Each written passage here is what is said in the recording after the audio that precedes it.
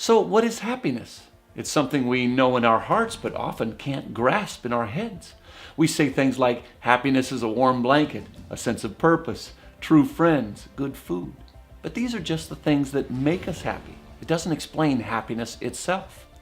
Even experts struggle with the definition. One says it's subjective well-being, while another says it's experiences that create joy or contentment.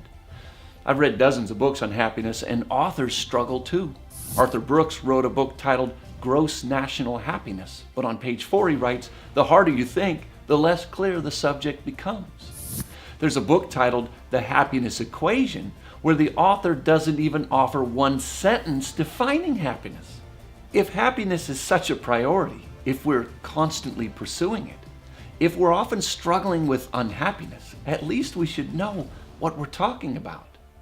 We should understand the nature of it, where it comes from, and how to enjoy more of it. After years of thought, I've come to define happiness this way. Happiness is a pattern of positive emotion that comes from seeing good things happen at a good pace. So let's unpack and apply this, starting with the phrase pattern of positive emotion. We're happy when we have a moment of positive emotion, but happiness is more than a moment. It's a state of being happy. We feel positive emotion on a regular basis. There's a pattern of positive emotion that's characteristic of who we are, not just how we feel here and there. Each day is a series of moments. Say we wake at 7 and sleep at 11. That's 16 hours, which is 960 waking minutes a day. If we assume each minute is a moment, that's almost 1,000 moments a day. Each of these moments involve emotions, even if they're subtle. There's a positive and negative reaction to pretty much everything we experience and imagine and remember. This graph shows this flow of moments over time and the positive and negative emotions in each of them. Of course, there's not 1,000 here, that's too many to graph. But the point is, many moments in the day. The tall top bars are large positives, moments we see as super good. Smaller top bars are the smaller positives, moments we see as pretty good.